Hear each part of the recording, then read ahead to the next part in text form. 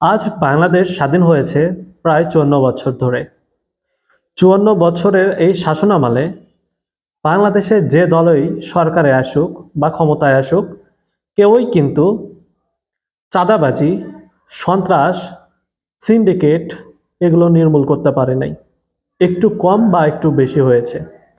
কিন্তু কখনোই সাধারণ জনগণ যে শান্তিতে বসবাস করবে, যে শান্তিতে মত প্রকাশ করবে, শান্তিতে কেনাকাটা করবে, কৃষকরা তাদের সারের ন্যায্য মূল্য পাবে, ভোজ্য পণ্যের ন্যায্য মূল্য পাবে বা ভোজ্য পণ্য ন্যায্য মূল্য কিনতে পারবে, এইটা কখনো ভাই ঘটে নাই।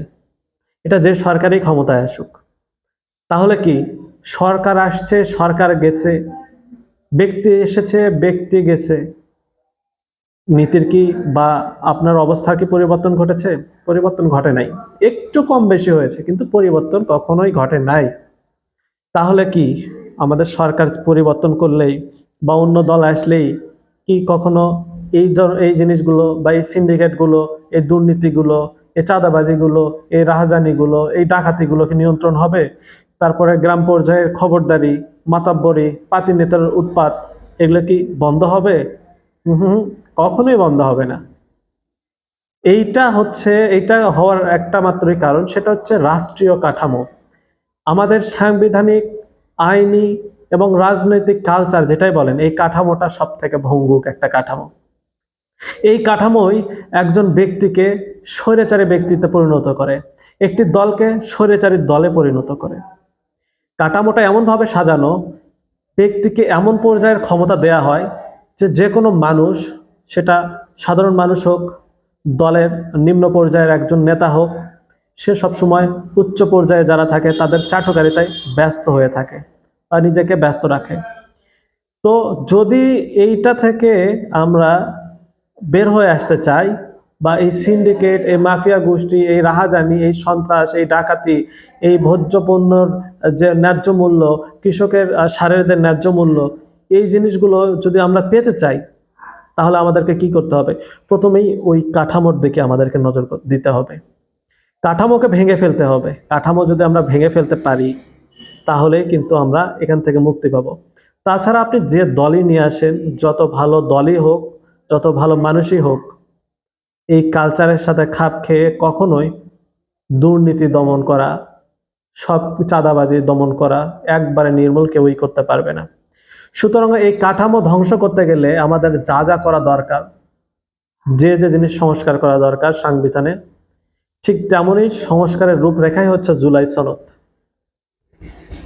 কিন্তু আমরা জেনে না জেনে, বুঝে না বুঝে অনেকেই জুলাই সনদের বিরোধিতা করছি।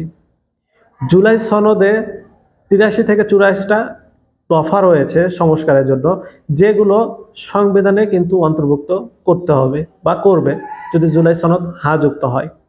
এই দফাগুলোর অধিকাংশ যদি সংবিধানে অন্তর্ভুক্ত হয় বা আমাদের আইনে অন্তর্ভুক্ত হয়, তাহলে কিন্তু এই যে স্বৈরাচারী যে কাঠামো, এই যে চাঁদাবাজি, এই রাহাজানি, এই সন্ত্রাস, এই কাঠামো বা এই যে সিন্ডিকেটের যে কাঠামো, এগুলো সব ভেঙে যাবে। আমরা এগুলো থেকে মুক্তি পাবো।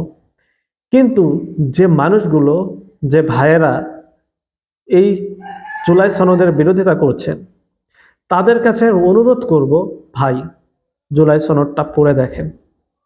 আপনি যদি জুলাই সনদ পড়ার পরে আপনার কাছে যদি মনে হয় যে আপনার বিরোধিতা করা উচিত, তাহলে ভাই আপনাকে আমি স্যালুট দেব। কিন্তু আপনি ভাই না পড়ে আপনি জুলাই সনদের বিরোধিতা করবেন, এইটা আমি কখনোই মানব না। এবং এটা সব থেকে নিকৃষ্ট চোখে দেখব, এবং আমি বলবো যে আপনি একজন সন্ত্রাসের দালালি করছেন, সন্ত্রাসী কাঠামোর দালালি করছেন। আমরা আরো সচেতন হব কবে? আমরা এই দালালি ছাড়বো কবে? আমরা কি সারা জীবন শোষিত হয়ে যাব, নিষ্পেষিত হয়ে যাব? আমাদের এই জায়গা থেকে বের হয়ে আসা দরকার।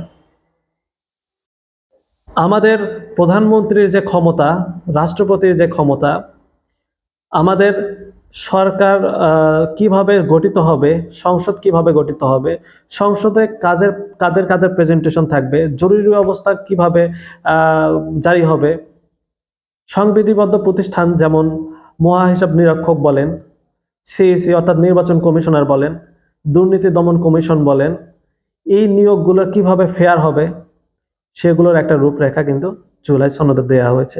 এগুলো নিয়ে আমি স্টেপ বাই স্টেপ আলোচনা করব। তবে আজকে মৌলিক আলোচনা হিসেবে আপনাদেরকে বলবো আপনারা জুলাই সনদ পড়ুন।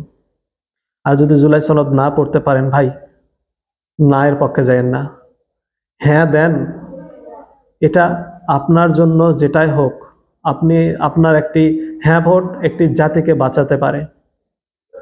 আজকে আপনি সেটার ফল ভোগ না করলে আপনার সন্তান, আপনার আত্মীয়, আপনার কেউ না কেউ এটার ফল কিন্তু ভাই ভোগ করতে পারবে।